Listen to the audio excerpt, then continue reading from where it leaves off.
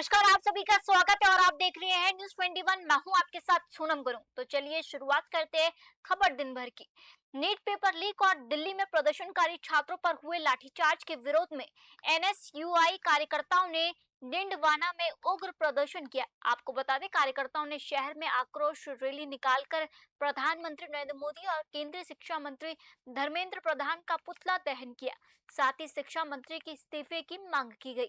NSUI Didwana कुंचामन जिलाध्यक्ष रामनिवास गोयल और नागौर जिलाध्यक्ष समीर खान के नेतृत्व में कार्यकर्ताओं ने कलेक्टर का घेराव करने का प्रयास किया, जिसके बाद पुलिस ने कई प्रदर्शनकारियों को हिरासत में ले लिया। वक्ताओं ने केंद्र सरकार पर छात्रों की आवाज दबाने और नेता प्रतिपक्ष राहुल गांधी को हिरासत में लेकर लोकतांत्रिक मूल्यों का हनन करने का आरोप लगाया। एनएसयूआई नेताओं ने चेतावनी दी कि जब तक शिक्षा मंत्री इस्तीफा नहीं देंगे, तब तक उनका आंदोलन लगातार जारी रहेगा। डिंडवाना से गुलाम नबी आजाद की रिपोर्ट।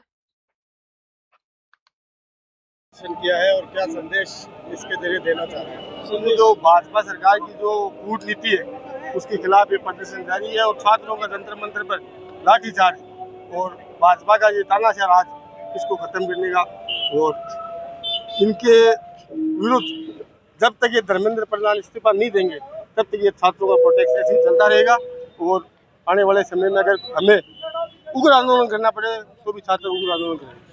जो भी नीट का पेपर लीक हुआ है पूरे इंडिया में के जरिए दिया है और क्या चेतावनी दे रहे हैं सरकार और प्रशासन? जिस तरह के गत दिवस में जो दिल्ली के अंदर छात्रों के खून के साथ जो दिल्ली प्रशासन ने खेल किया है, जो युवाओं के भविष्य के लिए इन्होंने इस देश विरोधी सरकार ने की है, तो ये इस देश में एक संदेश देना चाहते हैं कि देश अब लोकतंत्र से नहीं तानाशाही से चलेगा।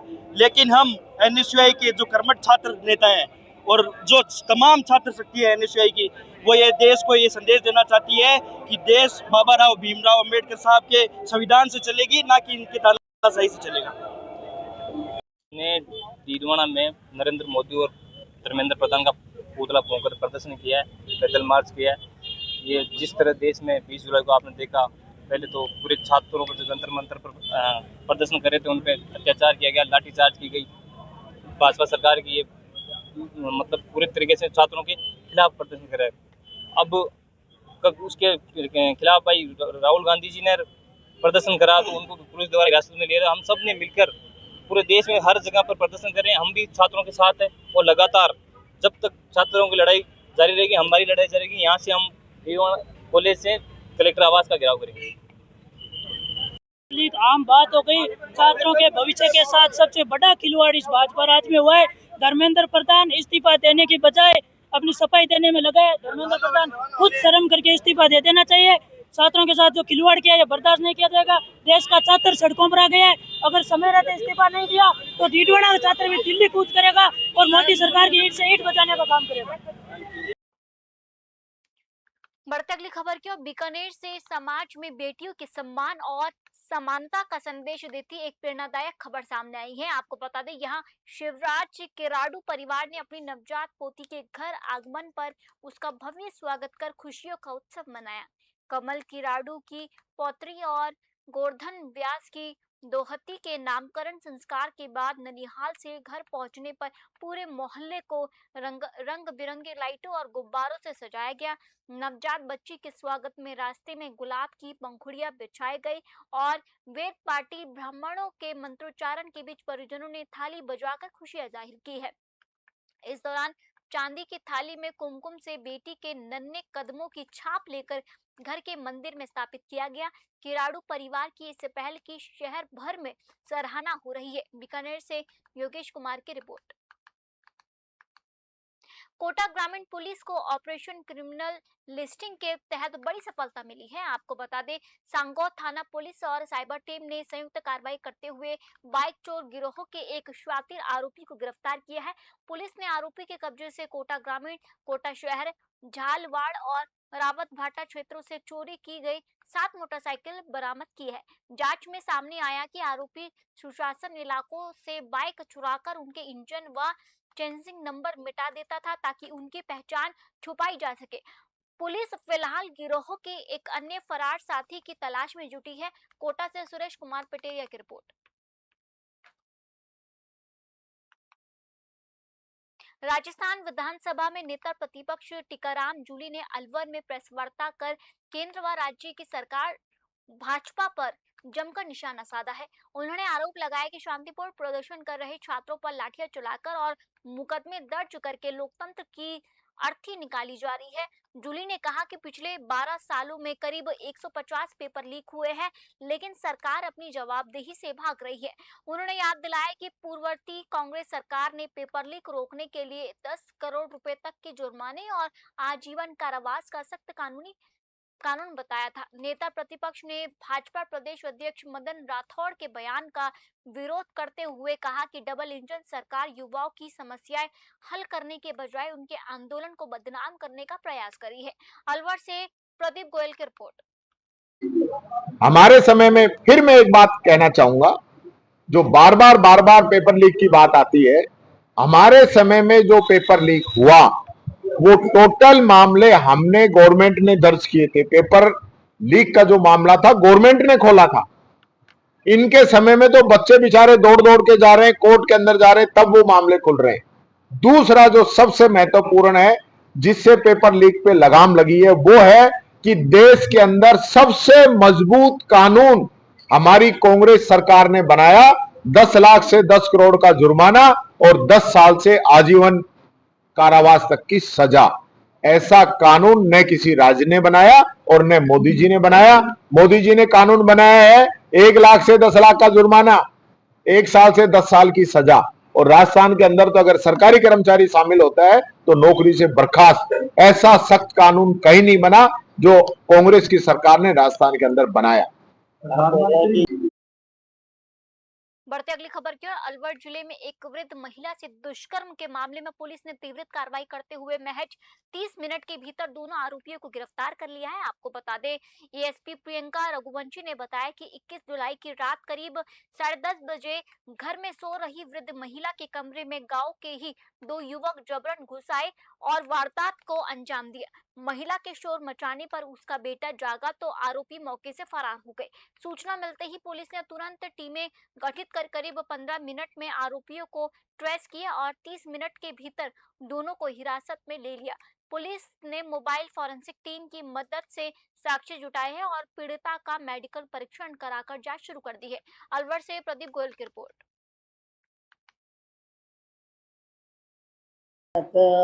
यहाँ पर खेड़ी थाना अंतर्गत डेफिनेटली एक वृद्ध महिला के द्वारा हमारे को सूचना प्राप्त हुई कि इनके साथ जो है वो दुष्कर्म किया गया है, जिस पर सूचना मिलने के महज 15 मिनट के अंदर जो जितनी भी पुलिस थी उन्होंने दोनों आरोपियों को डिटेन कर लिया वहां पर, और अब इनकी हम गिरफ्तारी डाल चुके हैं। पूरी न्यायिक प्रक्रिया को पूरा करने के बाद में मुकदमा पंजीकृत हो चुका है, दोनों मुलजिम गिरफ्तार हो चुके हैं।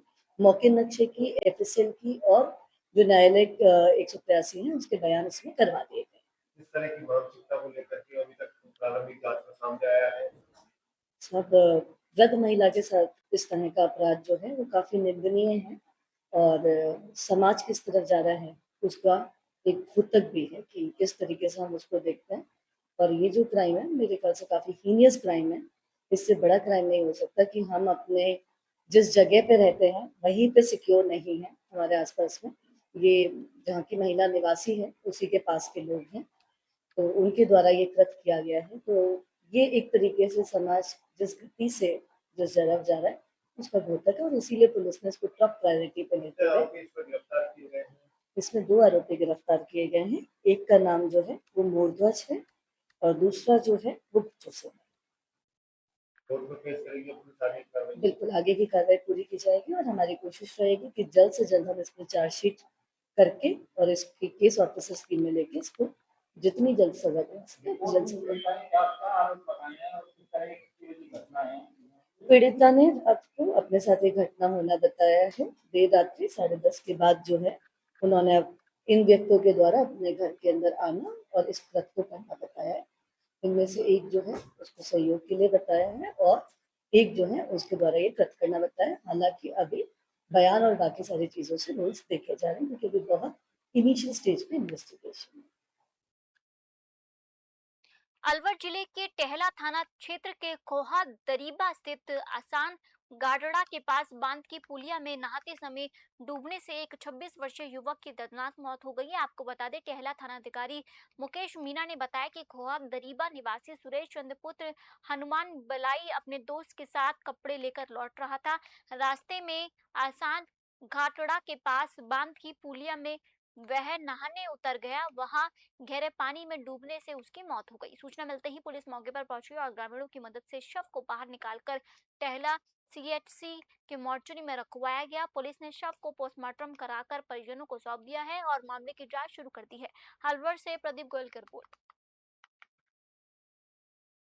पाली जिले के रोहट थाना क्षेत्र में बंडाई मोड़ के पास दोपहर एक दर्दनाक सड़क हादसे में कार सवार 3 युवकों की मौके पर ही मौत हो गई, जबकि एक युवक गंभीर रूप से घायल बताया जा रहा है। हादसा उस समय हुआ जब पाली से जोधपुर जा रही राजस्थान रोडवेज की बस में पीछे से आ रही तेज रफ्तार कार जा घुसी। रोहट थाना अधिकारी पाना चौधरी के अनुसार मृतकों की पहचान जोधपुर निवासी हेमू कुशाल और प्रवीण के रूप में हुई है। वही हादसे में गंभीर रूप से घायल रौनक को इलाज के लिए रोहट के सरकारी अस्पताल में भर्ती कराया गया। बताया जा रहा है कि मोड़ पर रोडवेज बस की अचानक ब्रेक लगाने और कार की तेज रफ्तार होने के कारण यह हादसा हुआ है। पुलिस ने शवों को कब्जे में लेकर मोर्चरी में रखवा दिया है और मामले की जांच शुरू कर दी है। पाली से ललित तिवारी की रिपोर्ट।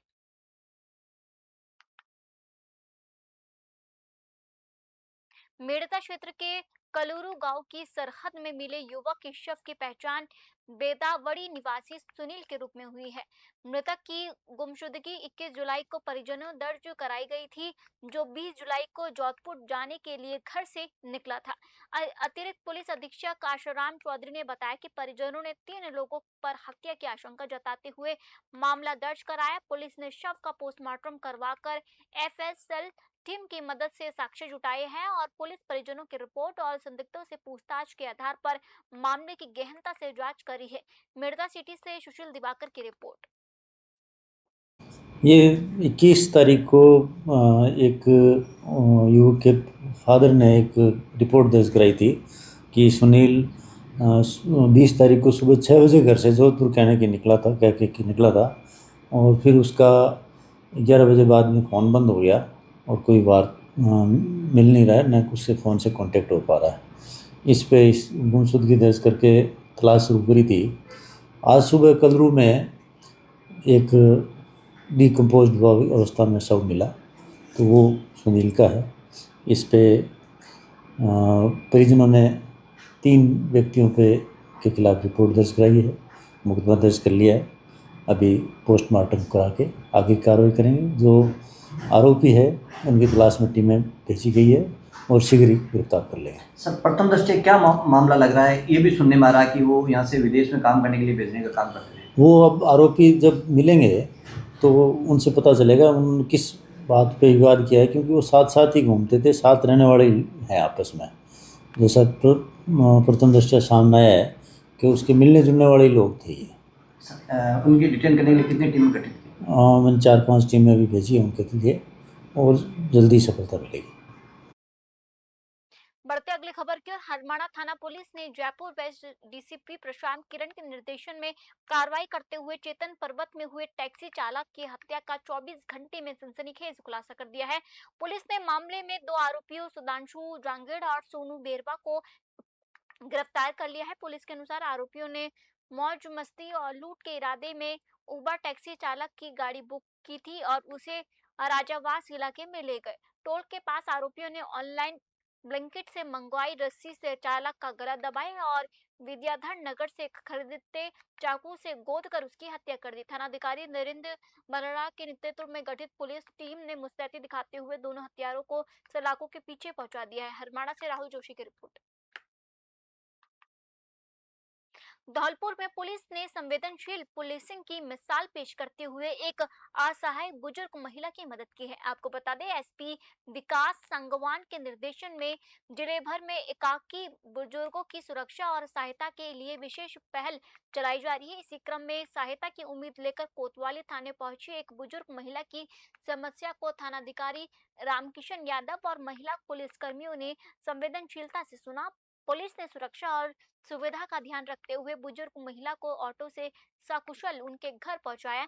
एसपी विकास सांगवान ने सभी थाना प्रभारियों को एकाकी बुजुर्गों से नियमित संवाद बनाए रखने और उनकी सुरक्षा सुनिश्चित करने के निर्देश दिए।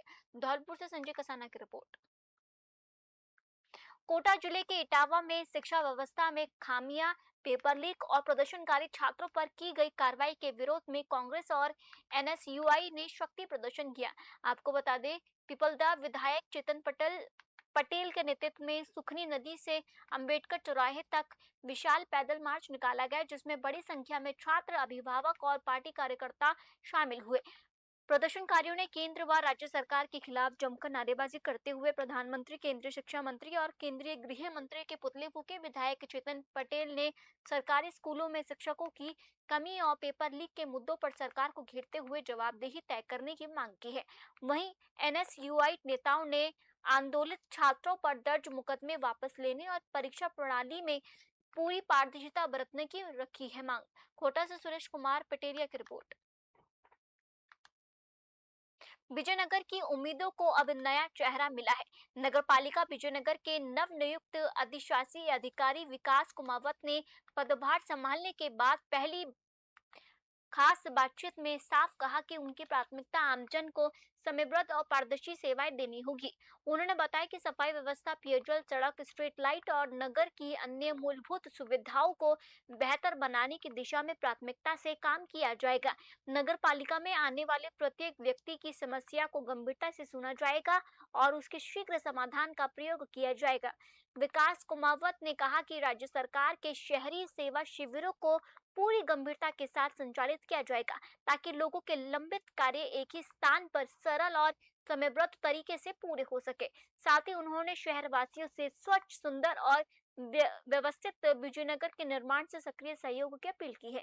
अब लोगों की नजर इस बात पर है कि नए अधिशासी अधिकारी की नेतृत्व में विकास के वादे कितनी जल्दी धरातल पर दिखाई देते हैं और विजयनगर को नई पहचान दिलाने की दिशा में नगर पालिका कितनी प्रभावी भूमिका निभाती है। विजयनगर से गौरव व्यास की खास रिपोर्ट।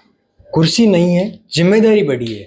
विजयनगर नगर पालिका अधिशासी अधिकारी विकास कुमावत जी आज हमारे साथ मौजूद हैं। जनता से इनको बड़ी उम्मीद है कि उनकी समस्याओं का समाधान जल्दी होगा। अब ये तो आने वाला समय ही बताएगा कि क्या कुछ होता है। आज हमारे साथ विकास जी मौजूद हैं, हम उनसे ही जानेंगे कि विजयनगर के लिए उनका क्या विजन है। विजयनगर की संपूर्ण जनता को मेरी तरफ से सादर नमस्कार। जैसा कि सभी को विदित है, अभी मुख्यमंत्री महोदय द्वारा निर्देशित शहरी सेवा शिविर जो कैंप हैं वो चल रहे हैं, जिसमें नगर पालिका से संबंधित जितने भी कार्य हैं, चाहे जन्म प्रमाण पत्र, मृत्यु प्रमाण पत्र, पट्टा, निर्माण स्वीकृति है, सभी प्रकार के कामों को निश्चित समय में तुरंत व्यक्ति को चक्कर नहीं कटाया जाए और फटाफट उनका काम हो, ये प्रयास किया जा रहा है। इसके अलावा नगर पालिका होने के नाते जो दूसरी समस्याएं हैं, जैसे रोड वर्क कार्य है, नाली निर्माण है, या अभी जैसे बारिश का मौसम माहौल हो रहा है, तो आज भी हमारे प्रिंसिपल सेक्रेटरी साहब ने या एसीएस साहब ने जो निर्देश दिए हैं कि सभी जो खड्डे हैं रोडों के ऊपर उनको फिलअप किया जाए ताकि लोगों को तकलीफ नहीं हो। रोड लाइट्स जो है चालू रहे ताकि किसी प्रकार की दुर्घटनाएं नहीं हो। इसके अलावा नगर पालिका क्षेत्र में जैसे स्वच्छ भारत मिशन जो कि 2014 से चल रहा है, उसके तहत भी कार्यक्रम होते रहते हैं। हम चाहते हैं कि शहर की जनता से मिलकर के, उनके सहयोग से हम इस शहर विजयनगर को, जो कि वास्तव में इसकी बनावट जो अगर देखा जाए तो एक विशेष प्रकार की बनावट है। जयपुर के विद्याधर नगर के आधार पर अगर देखा इसकी बनावट है, इस शहर को अगर प्रॉपर तरीके से मैनेज किया जाए, सभी जनता मिल करके सहयोग करें, स्वच्छ भारत मिशन की गाइडलाइन का पालन करें, तो निश्चित रूप से विजयनगर को राजस्थान में अग्रणी शहरों के रूप में स्थापित किया जा सकता है।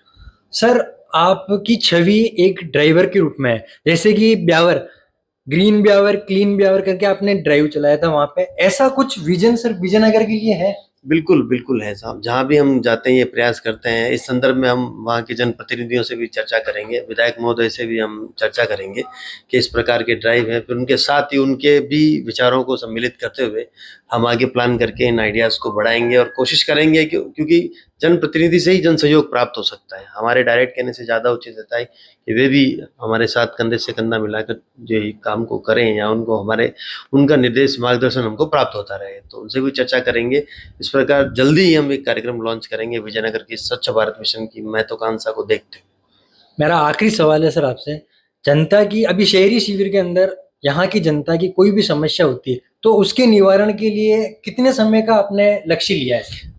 समस्या का निवारण तो जैसा मुख्यमंत्री महोदय के निर्देश है तुरंत होनी चाहिए, मतलब समस्या आई और समाधान हो जाना चाहिए।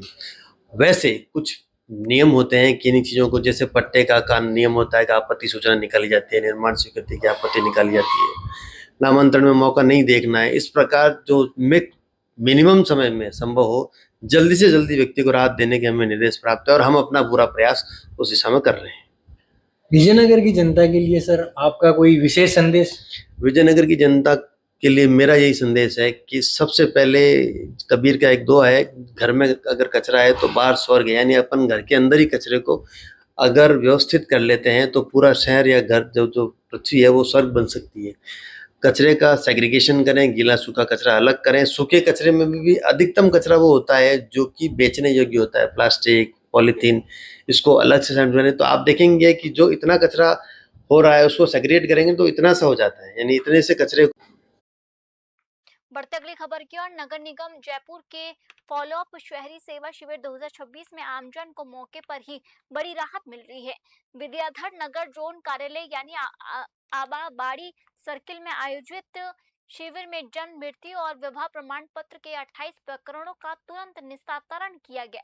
शिविर के दौरान जोटवाड़ा निवासी जगदीश सिंह और स्थानीय निवासी सुरेश डांगड़ को आवेदन के कुछ ही समय बाद उनके मकानों के पट्टे सौंपे गए, जिस पर लाभार्थियों ने राज्य सरकार का आभार व्यक्त किया। इसके अलावा फ्री होल्ड के 2 और नाम हस्तांतरण का एक मामला भी मौके पर निपटाया गया। अधिकारियों के अनुसार अगला फॉलोअप शिविर शुक्रवार को मालवीय नगर जोन कार्यालय गैराज परिसर लाल कोठी में आयोजित किया जाएगा। जयपुर से ब्यूरो रिपोर्ट।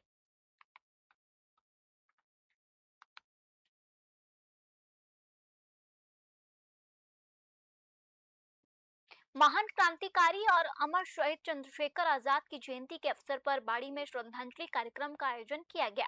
कार्यक्रम का आयोजन युवा नेता ऋषम शर्मा ने किया है, जहां बाड़ी थाना एएसआई नीरज शर्मा ने चंद्रशेखर आजाद के चित्र पर दीप प्रज्वलित कर पुष्प अर्पित किए हैं और उनके साहस, देशभक्ति एवं बलिदान को नमन किया। कार्यक्रम में ऋषभ शर्मा ने कहा कि चंद्रशेखर आजाद का जीवन युवाओं के लिए प्रेरणा स्रोत है। उन्होंने देश की स्वतंत्रता के लिए अपना सर्वस्व न्यौछावर कर दिया और अंतिम समय पर अंग्रेजों के सामने झुकने के बजाय वीरगति को स्वीकार किया है। उपस्थित लोगों ने उनके आदर्शों पर चलने और राष्ट्र हित में कार्य करने का संकल्प लिया। कार्यक्रम में सचिन दीक्षित, वेदांत शर्मा, राहुल शर्मा, शुभम शर्मा सहित कई लोग मौजूद रहे। बाड़ी से आशीष शर्मा की रिपोर्ट। चंद्रशेखर आजाद गेट बाड़ी पर आज चंद्रशेखर जी की जयंती बनाई गई थी हर वर्ष की तरह, और हमारी सभी की मांग यही थी कि चंद्रशेखर आजाद गेट पर गेट तो बना दिए, वहाँ पे एक मूर्ति भी स्थापित हो जाती जिससे लोगों को उनको बलिदान के बारे में पता लग सके। और उन्होंने कम उम्र में इस देश के लिए अपना बलिदान दे दिया। उनके परिवार की स्थिति बहुत नाजुक होने के बावजूद भी उन्होंने इस देश को सर्वप्रथम रखा, ना कि अपने परिवार को रखा। और मेरा तो उद्देश्य यही है जो भी युवा पीढ़ी उनकी बताई हुई रास्ते पर चले। जय हिंद, जय भारत। चंद्रशेखर आजाद गेट बाड़ी पर आज चंद्रशेखर जी की जयंती बनाई गई थी हर वर्ष की तरह, और हमारी सभी की मांग यही थी कि चंद्रशेखर आजाद गेट पर गेट तो बना दिए, वहाँ पे एक मूर्ति भी स्थापित हो जाती जिससे लोगों को उनको बलिदान के बारे में पता लग सके। और उन्होंने कम उम्र में इस देश के लिए अपना बलिदान दे दिया। उनके परिवार की स्थिति बहुत नाजुक होने के बावजूद भी उन्होंने इस देश को सर्वप्रथम रखा, ना कि अपने परिवार को रखा। और मेरा तो उद्देश्य यही है जो भी युवा पीढ़ी उनकी बताई हुई रास्ते पर चले। जय हिंद, जय भारत। चंद्रशेखर कोटा में जिला शिक्षा सतर्कता समिति और जिला निष्पादन समिति की मासिक बैठक एडीएम सिटी विनोद कुमार मोहित्रा की अध्यक्षता में आयोजित हुई। बैठक में शिक्षा विभाग की रैंकिंग सुधार, संपर्क पोर्टल, शिकायतों के निस्तारण, अपार आईडी, आरटीआई, विद्यालयों की आधारभूत सुविधाओं और नामांकन वृद्धि सहित कई मुद्दों पर चर्चा की गई। आपको बता दें, एडीएम सिटी ने अधिकारियों को सुल्तानपुर ब्लॉक की रैंकिंग सुधारने के लिए कार्य योजना बनाकर कार्रवाई करने के निर्देश दिए। उन्होंने निजी स्कूलों में फीस के कारण विद्यार्थियों की टीसी रोकने की शिकायतों पर सख्ती बरतते हुए कहा कि छात्रों की जरूरी दस्तावेज नहीं रोके जाएंगे। बैठक में जर्जर स्कूल भवनों को जल्द हटाने और विद्यार्थियों के लिए सुरक्षित वैकल्पिक व्यवस्था करने के निर्देश दिए हैं। साथ ही विद्यालयों की भूमि अतिक्रमण, पीएम श्री स्कूलों के नवचार और सरकारी स्कूलों में नामांकन बढ़ाने पर भी जोर दिया गया। बैठक में शिक्षा विभाग और अन्य संबंधित अधिकारी मौजूद रहे। कोटा से सुरेश कुमार की रिपोर्ट।